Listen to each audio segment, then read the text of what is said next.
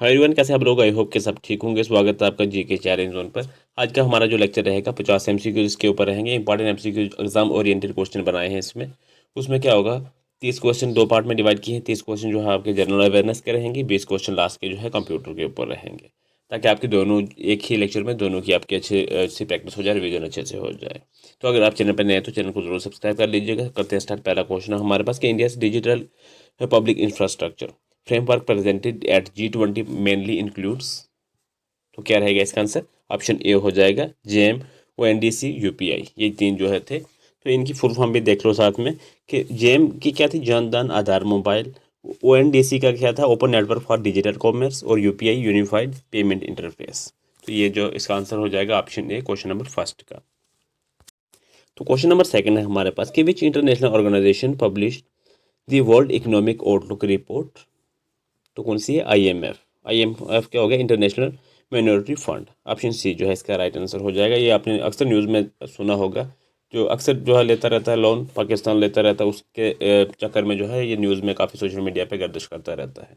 तो इस एंगल से भी आप इसे याद रख सकते हैं।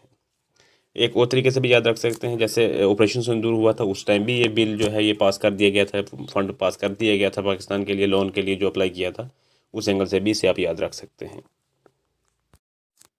अगला क्वेश्चन है, the reorganisation of Jammu and Kashmir in 2019 was done under which article of the Indian constitution.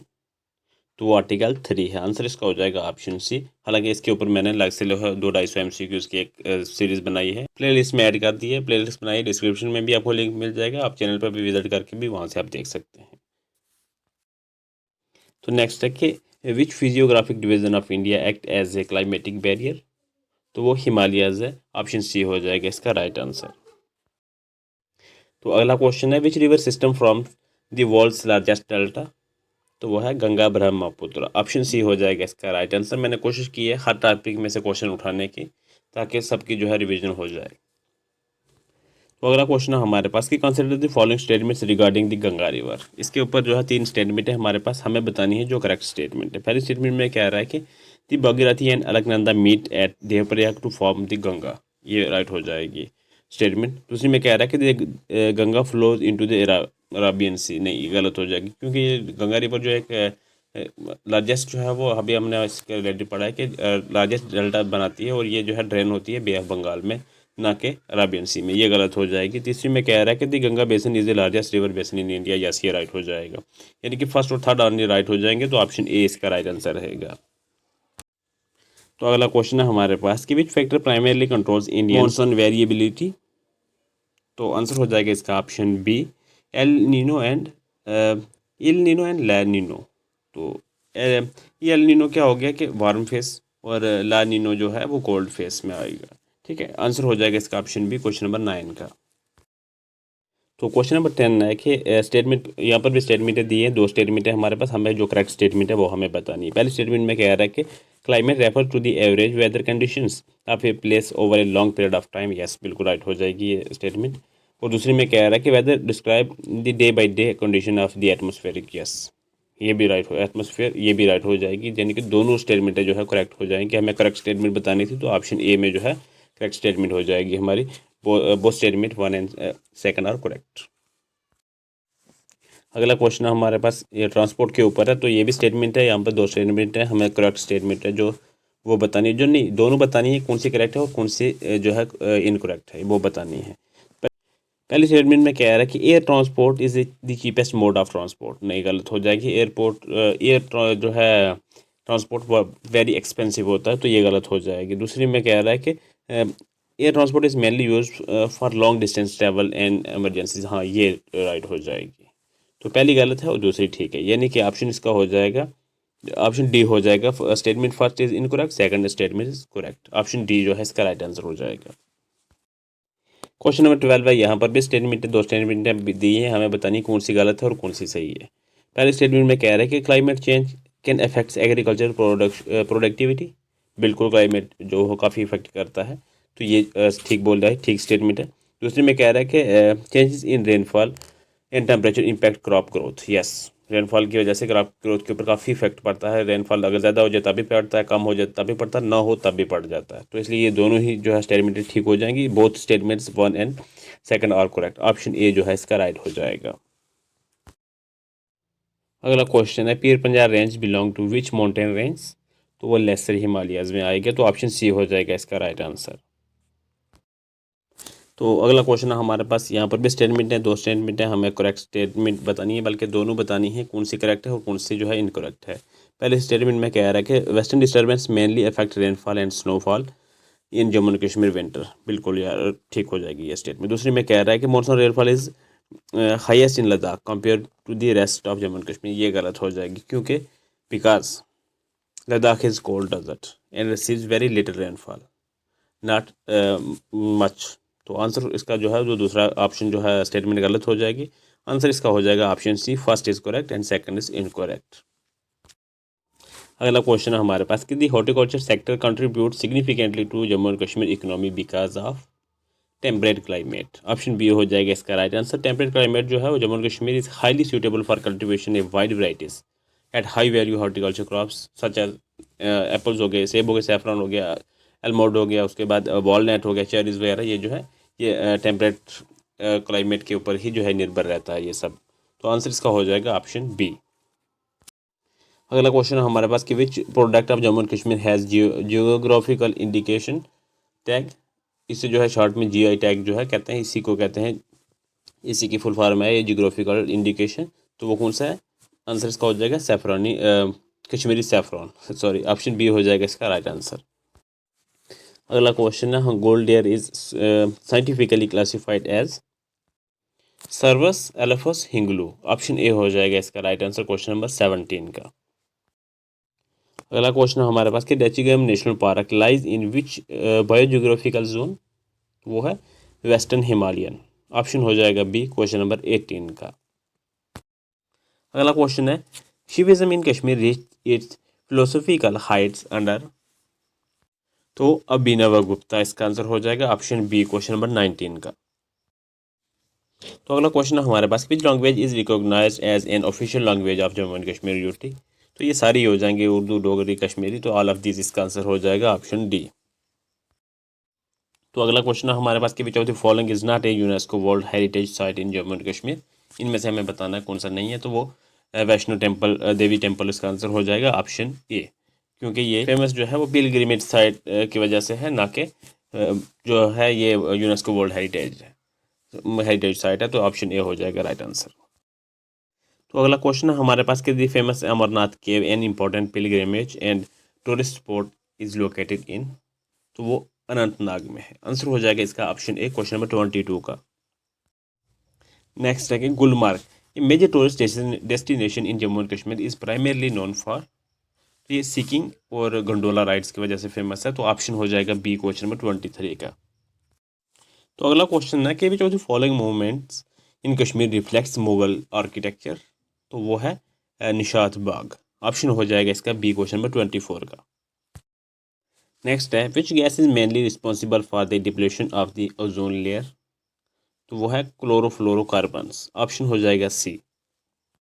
तो अगला क्वेश्चन है the seasonal capital system in Jammu and Kashmir is based on, तो वो जो है क्लाइमेट कंडीशंस के ऊपर जो है निर्भर करता है, जो दरबार मूव वगैरह होता है ना 6-6 महीने, वो क्लाइमेट कंडीशंस के ऊपर डिपेंडेड है, तो ऑप्शन सी हो जाएगा राइट आंसर। अगला क्वेश्चन है which schedule of the Indian constitution deal with the division of powers between union and states, तो वो 7th शेड्यूल है, ऑप्शन डी हो जाएगा क्वेश्चन नंबर 27 का राइट आंसर। अगला क्वेश्चन है which of the following is not a fundamental duty, इनमें से कौन सा ऐसा है जो फंडामेंटल ड्यूटी नहीं है, तो वो है ए वोट इन इलेक्शन, नहीं, to vote in election, sorry, तो ऑप्शन सी हो जाएगा इसका राइट आंसर। अगला क्वेश्चन है which Indian freedom fighter founded the newspaper Young India, तो है महात्मा गांधी, ऑप्शन हो जाएगा बी। अगला question which organ in the human body produce insulin, तो वो है पेनक्रियास, ऑप्शन हो जाएगा सी क्वेश्चन नंबर 30 का। अब यहाँ से आगे जो है कंप्यूटर के एमसीक्यूज रहेंगे 31 से 50 तक जो है कंप्यूटर के एमसीक्यूज रहेंगे। पहला क्वेश्चन है, बल्कि 31st क्वेश्चन हमारे पास कि जो following best explain the role of an operating system in a multi programming environment, तो वो है allocates CPU time among multiple process, option B हो जाएगा क्वेश्चन नंबर 31 का राइट आंसर।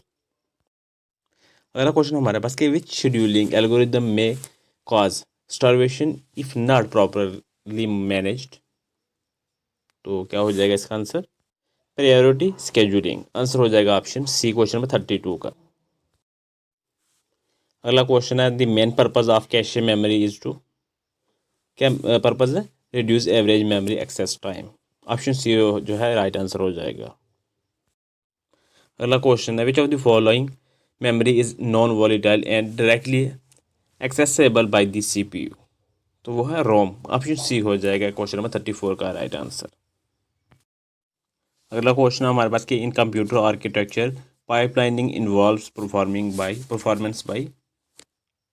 तो वह है ओवरलैपिंग इंस्ट्रक्शन एग्जीक्यूशन।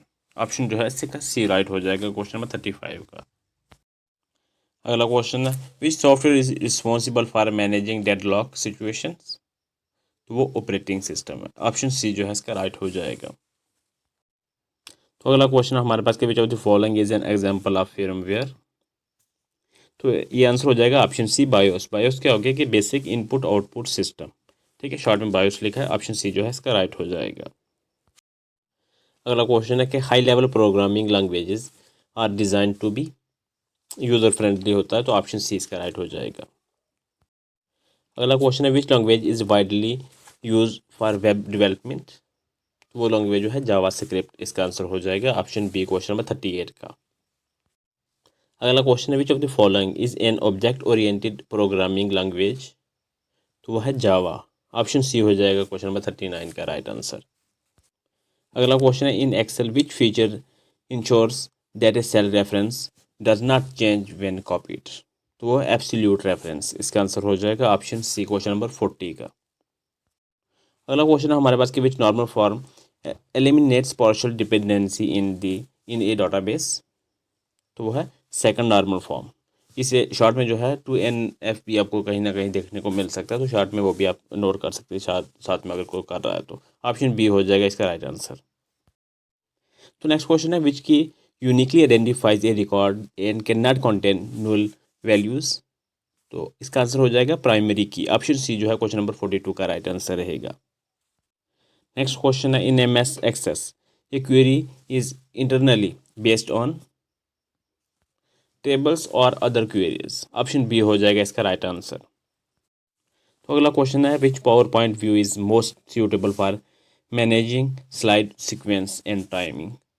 तो वह है slide sorter view. Option B हो जाएगा इसका राइट आंसर। नेक्स्ट क्वेश्चन है which multimedia principle reduce cognitive load in power point presentations.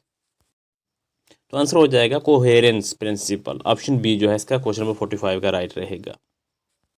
अगला क्वेश्चन हमारे पास के which internet protocol resolve domain names into IP address. तो वो है DNS यानी कि डोमेन नेम सिस्टम। ऑप्शन जो है सी इसका राइट हो जाएगा क्वेश्चन नंबर 46 का। नेक्स्ट है which email protocol support server side message managements. तो वो है IMAP। IMAP क्या हो गया? Internet message access protocol. Option C जो है इसका राइट हो जाएगा क्वेश्चन नंबर 47 का। तो अगला क्वेश्चन हमारे पास के which cyber security concepts insures that data is not altered during transmission. तो आंसर हो जाएगा इसका option C integrity. Option C जो है क्वेश्चन नंबर 48 का राइट रहेगा। नेक्स्ट क्वेश्चन है which of the following is a characteristics of cloud computing. तो है on demand resource provisioning. Option जो है सी हो जाएगा क्वेश्चन नंबर 49 का राइट आंसर। क्वेश्चन 50 है which type of software testing ensure the changes do not break existing functionality. तो वो है रिग्रेशन टेस्टिंग। ऑप्शन जो है इसका डी राइट हो जाएगा क्वेश्चन नंबर 50 का। और यह रहा डेली के तरह आपके लिए क्वेश्चन। इसका आंसर आपने कमेंट में करना है। क्वेश्चन ये है कि which one of the following is not a programming language. इनमें से आपने बताना है कौन सी जो है प्रोग्रामिंग लैंग्वेज नहीं है। 4 ऑप्शन आपके पास हैं, जो राइट ऑप्शन है वो आपने कमेंट करना है। तो थैंक्स फॉर वॉचिंग। मिलते हैं नेक्स्ट टॉपिक के ऊपर।